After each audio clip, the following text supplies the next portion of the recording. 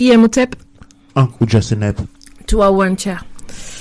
Bienvenue à tous, encore une fois, dans le Père Nkamte Oti, l'Académie de la culture noire kémétique, ainsi que le Kush Kamil Congo.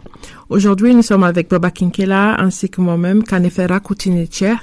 Et c'est une émission très intéressante pour moi, simplement parce qu'après avoir écouté le cri des ancêtres, donc pour ceux qui n'ont pas encore écouté le cri des ancêtres, je vous envoie à regarder la vidéo, à écouter et vraiment à savoir de quoi cette révélation, je dirais, qui est sortie du cri des ancêtres. Et donc, et ça va vraiment beaucoup aider par rapport à la discussion que nous allons avoir juste après.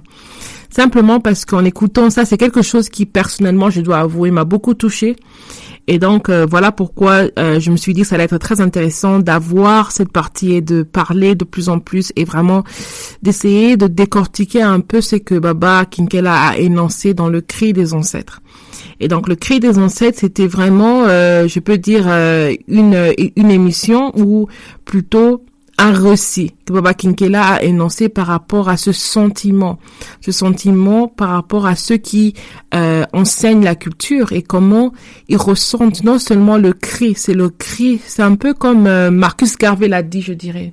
Parce que Marcus Garvey dit que quand il parlait, il faisait trembler les personnes, ou quand il criait, il parlait parce qu'il parlait pas qu'avec sa voix, mais il était non seulement la réponse, mais aussi le cri des ancêtres qui sont tombés avant lui. Et c'est comme ça avec ce qu'il faisait, avec tout ce qu'il faisait, il leur représentait. Et donc, dans le cri des ancêtres, on part vraiment plus, je dirais, plus en détail pour vraiment bien comprendre ce que ça représente. Et tout d'abord, je dirais, je vais demander ma première question, Baba Kinkela, c'est que comment on se sent quand on réalise ou quand on ressent cet appel? Parce que je me dis, souvent quand on a un changement dans notre vie, on pense que tout le monde le voit de la même manière.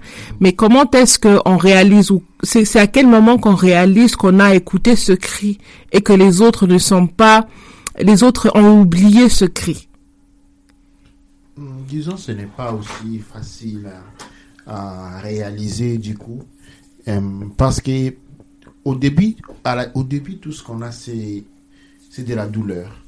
C'est de la douleur qu'on sent et beaucoup d'injustices qu'on vit, qu'on expérimente, beaucoup de refus et beaucoup de peines.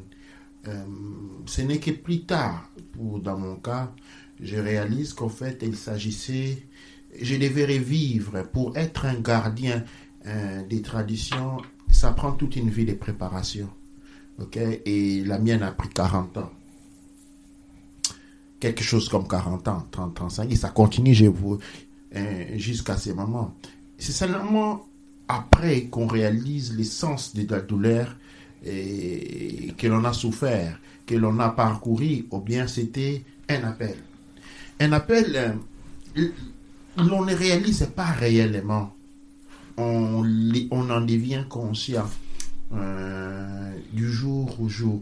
Il y a des événements marquants, moi personnellement, qui m'ont aidé à réaliser cela. Ok? Et j'espère que j'ai déjà plusieurs fois raconté déjà. Et avant d'arriver à cela, j'aimerais dire une chose très importante. Dans ce parcours, il y a ceux qui se brûlent. Ok?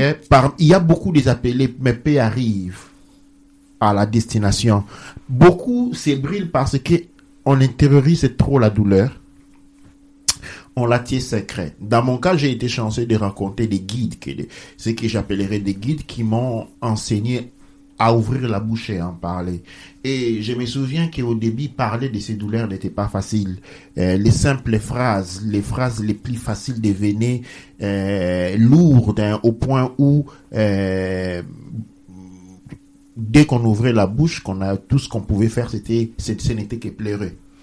Mais par après, avec l'idée de ces guides, ça a été facile réaliser cela. Et ce n'est qu'après beaucoup des années que petit à petit, les choses commençaient à devenir claires.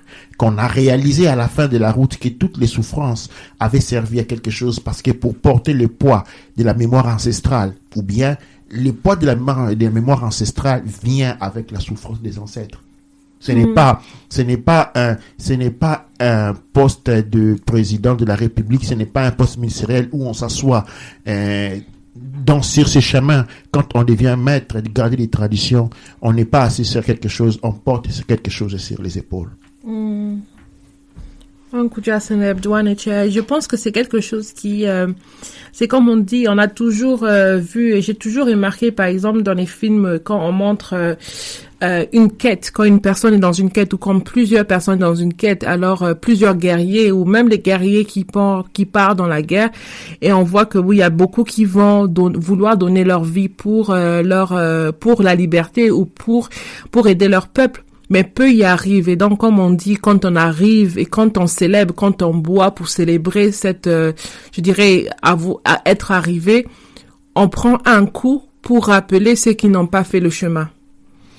Ben, absolument, absolument. Et beaucoup s'ébrilent. Beaucoup, nombreux sont ceux qui s'ébrilent, tout simplement parce que d'une manière ou d'une autre, on n'arrive pas à rentrer en contact avec ces guides. Il y a les guides qui sont censés nous aider à traverser cette période-là, mais quand on n'arrive pas à réaliser, quand on n'arrive pas à mettre sur pied, à reconnaître les liens avec ces guides, eh bien, on se perd, on s'ébrile. Et quand on s'est brûlé ainsi, eh bien, facilement on déborde vers des maladies, ce qu'on appelle maladies mentaux aujourd'hui. Absolument. Absolument. Et aussi, du coup, quand on parle des guides, par exemple, moi, je me pose la question, est-ce que c'est pas aussi le problème que les guides eux-mêmes ne se sont pas réalisés non plus? Donc, on a tout un échelon parce que maintenant, on est en train de vivre une vie de distraction. Donc, on peut aussi se retrouver dans un point qui est que non seulement nous-mêmes, on se réalise difficilement, mais c'est aussi parce que, j'ai envie de dire, les soldats qui étaient envoyés avant ou les guides ne se sont pas manifestés, parce que tout le monde vit sa vie égoïste. Donc, au final, il y a tout un point qui fait que plus de personnes se perdent parce que simplement ceux qui devaient prendre la place ou ceux qui devaient ouvrir la porte ou faire un travail ne le font pas. Donc on a vu des grandes personnes qui ont marché sur terre. On a vu Marcus Garvey, on a parlé de beaucoup de personnes, même ceux qu'on connaît pas leur nom. On a vu nombreux et l'histoire parle de beaucoup de personnes. On arrive même jusqu'à on peut dire Winnie Mandela. Jusque-là. Mais entre-temps, on voit aussi que de plus en plus qu'on avance jusqu'à l'ère actuelle, ces personnes sont de moins en moins visibles. Donc, si je me pose la question si on n'arrive pas à trouver ces guides aussi parce que simplement, ils n'ont pas pris cette place. Oui, les éclaireurs, imaginez une armée qui envoie des éclaireurs, les éclaireurs finissent dans un bar et commencent à boire la boisson. Et le moment venu, l'autre armée va arriver, mais voilà, voyez, tout est compromis dès à la base. Mm-hmm. Et quand les éclaireurs ont été éloignés, eh bien, par après, qu'est-ce qui va se passer? Même les militaires qui vont venir après ne pourront pas bien conduire leur mission. Dans le cas de l'incarnation, les guides se manifestent en forme physique et les guides doivent habiter certaines personnes. Okay? Il y a des personnes qui sont là pour servir des guides. Il y a ces personnes qui peuvent être habitées par des guides. Il y a des personnes qui sont des véhicules de guides, des personnes qui sont sur le plan énergétique. Mais quand ces personnes aussi ont été perdues, quand ces personnes ont suivi les mauvais chemins, eh bien, les guides ne peuvent plus se manifester dans leur corps. Les guides ne peuvent pas se manifester dans leur corps. Alors, la seule possibilité qui reste à ces cas-là, c'est aller ailleurs, aller vers d'autres peuples qui ont maintenu un paramètre de sanité de manière à ce que les guides puissent arriver à te rejoindre même par eux. Quand on reste dans un milieu qui est complètement brûlé, compromis, eh bien, les guides ne pourront pas se manifester et tout ce qui viendra après n'est que déchéance. Absolument. Et la peine, la souffrance qu'on se porte dans le cœur, et parce que, comme je l'ai dit dans les cris des ancêtres, nous portons tous génétiquement la marque de la souffrance qu'ont porté nos ancêtres, et quelqu'un dirait que nous sommes même ces ancêtres qui reviennent pour guérir. Eh bien, quand cette peine, quand cette douleur ne peut pas être affranchie, eh bien, cela porte à la folie. à la folie de l'âme, bien entendu. Et une âme folle ne veut pas absolument dire une personne fou. Nous avons des personnes qui deviennent sanguinaires. Il y a des personnes qui deviennent mauvais de cœur, capables de faire du mal à l'autre. Pourquoi? Eh bien, c'est une âme qui se retrouve dans cette situation-là. Mentalement, ils sont sains, mais spirituellement, ils sont corrompus. Parce que la douleur n'a pu ouvrir son cheminement vers l'élimination. C'est comme des pierres qu'on soumet à des hautes pressions. Certaines deviennent des diamants. Et bien l'autre se brûle. Et les autres se brisent en 1000 morceaux aussi. Absolument.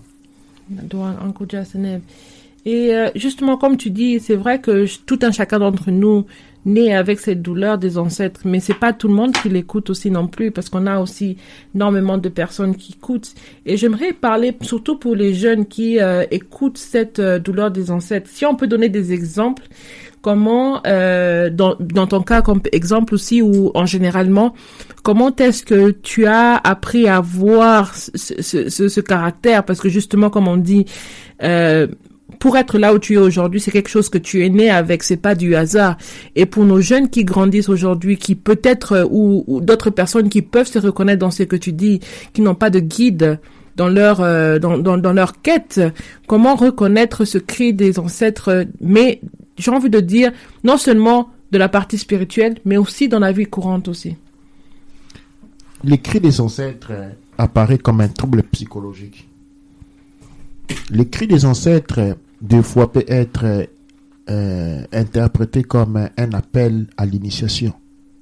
Ceux qui sont fréquents de la tradition zoulou savent que dans la tradition zoulou a été identifié une maladie, un trouble psychologique, qui dans d'autres traditions, des traditions Congo et dans d'autres, ne sont pas individués, où la personne tout simplement perd la tête. Il devient malade. Eh bien, dans la tradition zoulou, cela a été individué comme un appel. Parce que la personne perd la tête, il souffre. Il se sent mal. Il a des hallucinations. Il a des déjà-vu. Il entend des voix. Il voit des choses que personne ne comprend.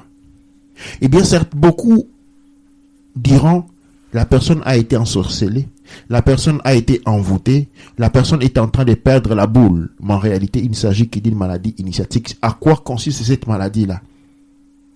Eh bien, les ancêtres vont toucher ton cœur. Ils vont arriver à ce cœur et tu vas recevoir leur peine. Dans des cas généraux, que je vais mettre dans l'ensemble de ce que l'on appelle les maladies initiatiques, qui désignent bien entendu ceux qui ont été appelés à ce travail de devenir des maîtres des traditions, des gardiens des traditions, des gardiens de culture. Cela se manifeste comme un trouble, une mélancolie. Ceux qui sont nés avec portent ces troubles de l'enfance. Ce sont des enfants qui au début sont très malades durant l'enfance. Au fur et à mesure qu'ils grandissent, ils développent une forme de mélancolie, un détachement, une incapacité de vraiment, comment on dit, jouir de ce dont les autres jouir. Mais au même moment, ils sont d'une gaieté extraordinaire. Ils sont perçus comme étant de bonnes personnes, même si souvent accusés de trop de vitalité. Ils n'écoutaient pas facilement. Ils ont beaucoup d'imagination, un excès d'imagination, mais par la suite, ils sont toujours pris par une forme de mélancolie intérieure. C'est comme s'ils vivaient dans un monde qu'ils ne les reconnaissaient pas, ou qu'ils vivaient dans un monde qui ne les voulait pas. On grandit avec, on apprend à intérioriser cela. Mais que les parents comprennent, et que ceux qui sont dans cette phase comprennent, car les symptômes sont celles-là, eh bien nous sommes devant ce que nous appelons une maladie initiatique. C'est un appel initiatique. Les personnes qui souffrent des maux, je viens d'indiquer, c'est ceux qui écoutent les cris des ancêtres. Ce sont des personnes qui doivent être éduquées différemment. Ce sont des personnes qui sont destinés à devenir des maîtres des traditions. Parce que, à part cela, ils ne pourraient rien d'autre. Ils ne se sont incarnés que pour faire cela. Ce sont des grands enseignants. Et en tant que grands enseignants, ils doivent d'abord, avant tout, être enseignés. Et par qui ils vont être enseignés? Ils vont être enseignés par l'intériorisation de la douleur, la sublimation de la douleur pour en sortir l'étincelle de lumière divine qui va leur permettre d'œuvrer dans la communauté. Tu vois où je pense que tu as touché sur un point très fondamental parce que j'allais même te poser cette question. C'est celui de dire que les personnes qui sont destinées à devenir des grands enseignants sont des personnes qui, à la suite, auront plusieurs maîtres qui vont porter plusieurs chapeaux, comme on dit, ou qui vont se faire montrer de différentes manières, parce que c'est comme on appelle le chemin de l'héros. Donc, l'héros doit passer par plusieurs initiations pour l'aider d'abord à, comme on dit, à se laver aussi et à reconnaître que il peut sentir des émotions qui ne sont pas à lui, particulièrement, et être vraiment au milieu et savoir comment s'accepter. Alors, ce que j'allais aussi poser la question, c'est que maintenant, une fois que la personne écoute ou une fois que la personne sent ce genre de sentiment, avant même de se retrouver avec son maître, quelles sont les sortes d'attitudes, quels sont les types des éléments qui doivent être faits pour aider la personne premièrement à rencontrer les personnes qui vont la guider, donc à rencontrer ses maîtres. Donc, quel genre de comportement afficher d'abord? Une question très, très importante. Je pense que aujourd'hui, spécialement dans la communauté Kush-Kamit Congo, ce sont les parents qui doivent apprendre à reconnaître ces signes. Okay? Ce sont les parents qui doivent apprendre à connaître ces signes, et ces signes commencent à se manifester tout de suite à partir de l'âge de 5 ans, 6 ans. Okay? Ça, c'est pour ceux qui doivent devenir des gardiens, des maîtres des traditions. Ces manifestations commencent avec 5 ans, 6 ans. Pour ceux qui accompagnent, c'est-à-dire les suivants, les Shemshou, ces manifestations arrivent entre l'âge de 15 ans et 18 ans. Là où les gens, comme on dit en français, pètent la boule, commencent à faire des choses étranges, se laissent dans la drogue, eh bien, ce sont les deuxièmes signes, c'est un appel. Ce n'est pas une maladie psychologique, parce qu'en Occident, tout est ce qu'on appelle maladie mentale. Ce sont des appels. Et nous, étant un peuple qui a un passé de douleurs énormes, nous recevons cette peine-là de manière beaucoup plus énorme, beaucoup plus fort que les autres. Donc, les parents doivent avant tout apprendre à comprendre cela, à reconnaître cela, à ne pas tout de suite sortir pour apporter les enfants chez le psychologue. À connaître que nous avons une communauté agissante, nous avons des acteurs de la communauté qui sont à mesure de reconnaître les mal et de savoir comment ouvrir l'enfant, guider l'enfant à commencer à rencontrer les premiers maîtres. Les premiers maîtres vont aider l'enfant à se déconstruire de l'identité qui lui a été, de la fausse identité qui lui a été donnée. À dépend de combien d'années, à quel état l'enfant arrive à ces chemins-là, mais plutôt, disons, tous c'est meilleur. L'enfant doit rencontrer les destructeurs, ceux qui vont l'aider à se déconstruire, et après, il va rencontrer les constructeurs, ceux qui vont l'aider à reconstruire son identité. Un coup de Seneb. Et c'est quel genre de travail, c'est quel genre d'attitude cette personne doit avoir aussi, parce que justement, ressentir cet appel, c'est un grand fardeau, et souvent, dans l'Occident, on dit, un grand pouvoir vient avec une grande responsabilité. Donc, quel genre d'attitude cette personne doit aussi avoir pour ne pas se perdre, pour ne pas vraiment perdre la tête comme ça non plus? Pour ce qui est de l'enfant, il est difficile de demander à un enfant d'avoir une attitude donnée. Pour un enfant, c'est plutôt les parents qui doivent avoir une attitude donnée. Et l'attitude donnée est celui pour les parents, c'est d'avoir beaucoup d'amour. Beaucoup d'amour beaucoup d'amour et beaucoup de gratitude pour ces dons. Avoir un enfant qui est maître des traditions, c'est un don. Pour ces dons obtenus. Et cela signifie aussi que les parents doivent s'y mettre sur le chemin de la spiritualité, avant tout. Les chemins, parce que l'enfant, même étant un grand maître en devenir, recevra beaucoup de ses parents. Et c'est le rôle des parents en ce moment d'adapter leur modèle de vie, eh bien, à un modèle de vie qui permettra à l'enfant de pouvoir se développer spirituellement. Dans la vie culturelle spirituelle, les parents doivent développer des ritualistiques, les parents doivent avoir un aphoremukha, les parents doivent comprendre c'est quoi le rôle du culte des ancêtres, les parents doivent s'y mettre à permettre que ces grands maîtres puissent se réveiller. Parce que si les parents n'y s'y permettaient pas, eh bien, il sera beaucoup difficile que ces grands maîtres puissent se développer, où cet enfant sera forcé à devoir traverser des énormes champs de douleur, des traumatismes énormes, parce que son destin doit être accompli, et que si les parents ne sont pas en mesure de l'aider, eh bien, de la manière plus douce, eh bien, cela va venir avec beaucoup de brutalité, c'est-à-dire la douleur sera intense, les souffrances seront intenses pour que cet enfant puisse devenir un maître. Alors, je vais poser une question qui est très sensible. Avec le taux de natalité qui tombe dans la population noire, mais aussi avec le fait qu'il y a beaucoup d'enfants qui sont... il y a beaucoup d'avortements, donc il y a beaucoup d'enfants qui ne voient même pas le jour, qui ne naissent pas.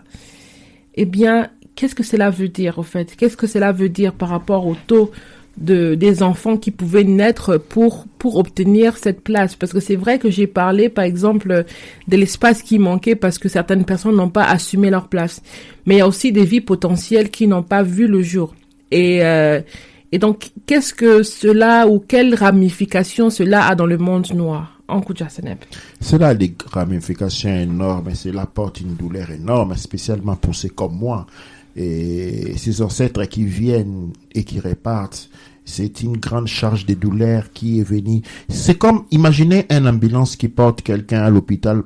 Imaginez une ambulance qui va prendre un malade, quelqu'un qui a fait une crise cardiaque dans sa maison, les mettre dans l'ambulance et il la porter à l'hôpital, et à l'hôpital les faire dire il n'y a pas de place pour toi, rapporte-la à la maison. Imaginez un peu cette ambulance qui fait le sens contraire, qui va déposer les malades, un malade grave chez lui parce qu'il n'y a pas de place à l'hôpital, parce qu'il n'y a pas de lit libre à l'hôpital. Eh bien, la vie est une guérison. La vie est une guérison, et un avortement, c'est un refus des traitements pour quelqu'un. Et le monde noir, la vie permet cette capacité de guérison. Et aujourd'hui, le taux de natalité dans le monde noir s'est élevé de manière incroyable. De 1997 à 2018, nous sommes passés de 7 degrés, 7% de fertilité à 37%. Et cela signifie que notre monde est en train de se fermer sur elle-même. Notre monde, nos peines, nos souffrances sont en train de se retourner autour d'elle-même, de se recroqueviller sur elle-même. Et rien de bon ne pourra venir de tout ça. Aujourd'hui comme aujourd'hui, toute naissance est une grande bénédiction. Nous devrions célébrer toute naissance.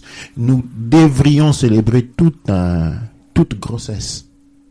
Toute grossesse devait être pour nous un événement de fête, de réjouissance. Parce que chaque enfant qui naît, chaque grossesse qui arrive à son terme, représente un être qui va venir alléger la peine de la souffrance sur les épaules de tout le monde. Chaque naissance, je ne veux même pas parler de naissance, parce que naissance, ça signifie quelqu'un qui est né. Je dirais plutôt, chaque grossesse est une célébration. Dans le monde noir, chaque grossesse est une célébration.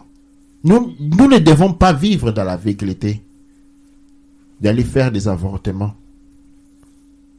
Ou même quand on parle encore aujourd'hui des naissances programmées. Nous sommes une race qui nous sommes en train de disparaître. Quand nous parlons de naissances programmées, nous devons penser à plus de naissances, pas à moins de naissances. Souvent, vous allez entendre dire à la télévision que la population africaine est 1,3 milliard et que dans 10 ans, nous allons devenir 3,5 milliards. Mais nous avons eu quelque chose comme 16 millions de morts au Congo. Ça compte pas. Et ce que les Lampedusa a apporté, c'est combien de centaines, de dizaines de milliers de gens qui sont morts. La pauvreté tue combien de gens en Afrique chaque année? Les maladies tuent combien de personnes? Parce que nous savons aujourd'hui, avec la politique, les politiques des banques, la politique internationale, l'Afrique n'a pas de soins médicaux, n'a pas beaucoup de choses. Combien de taux de mortalité avons-nous? Combien de guerres font mourir des gens? Nous avons été terrassés dans les dernières années avec beaucoup de femmes qui ne peuvent plus accoucher avec des fibromes dont la cause sont les produits cosmétiques venus des États-Unis exclusivement pour les Noirs. Et dans ces produits, nous avons trouvé que beaucoup de produits chimiques ont été faits pour justement causer la peine au monde noir. Nous avons une très forte baisse de mortalité et voilà que l'Occident nous dit que notre population dans 10 ans va arriver à 2,5 milliards de personnes. Mais avec un taux de mortalité aussi élevé, avec un taux de mortalité infantile aussi élevé, avec un taux des avortements aussi élevé, avec un taux d'infertilité hommes et femmes masculines et féminines aussi croissantes, avec les taux de guerre qui ne font que se multiplier, des morts partout, comment est-ce que la population de l'Afrique ne décroît jamais, ne fait que monter? Non, le monde occidental nous fait vivre dans une illusion. Notre population est en train de descendre et nous sommes là à penser qu'elle est en train de monter. C'est un mensonge. Chaque grossesse pour le monde noir est une bénédiction. En Kouja Seneb. Toi, Winter. Et je pense que ça sera un très bon sujet pour une émission qu'on va enregistrer demain, le 8 mars. Donc, c'est quelque chose qu'on doit vraiment enregistrer pour parler de plus en plus et vraiment faire une célébration pour chaque grossesse. Peu importe son aboutissement, ça doit vraiment être bien célébré dans ce monde. Et c'est très bien de souligner. Et en dernier, ça c'est ma dernière question. Avec ça, j'espère que les questions que j'ai posées ont vraiment répondu par rapport au point que vous voulez poser à Baba Kinkela. Mais laissez vos commentaires, envoyez vos questions pour que la prochaine fois, nous puissions aussi avoir vos questions. Venez au Rao et Tepou qui est live chaque vendredi sur Facebook entre 19h et 21h heure UK. Mais aussi, prenez en considération que si vous êtes là, on sait poser vos questions directement. Vous savez prendre votre question. Et non seulement ça, mais tout le monde bénéficie du fait que le partage, il est là pour toute la communauté.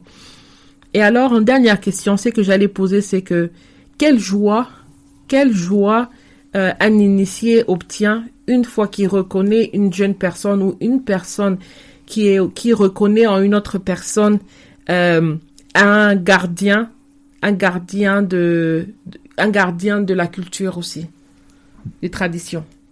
Quelle est la joie qu'un initié a de retrouver une autre personne comme lui? La joie est de celui de porter de la souffrance à moi. C'est énorme. La joie est de voir que le futur est possible, que la guérison est possible, que la tradition sera maintenue et que la guérison continue. En Kouja Seneb. Et une autre question, la toute dernière, c'est que Baba Kinkela, est-ce que tu as déjà rencontré dans une personne ou des jeunes un gardien de tradition? Très belle question. Sincèrement, non. Pas encore. J'ai rencontré des jeunes à qui je retrouvais cette qualité-là. Et la plupart de ces jeunes sont dans l'académie. Ils sont en train d'étudier. Très peu, très peu sont là. Mais quand je regarde les enfants qui nous donnent naissance aujourd'hui, disons, je suis en Occident et donc je vois les enfants africains qui naissent en Occident. Je n'ai pas un contact direct avec ceux qui sont nés, qui naissent en Afrique. Même si je peux sentir leur présence.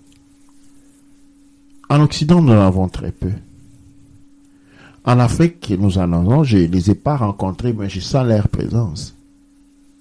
Mais la plupart d'eux sont nés dans des environnements qui les font brûler.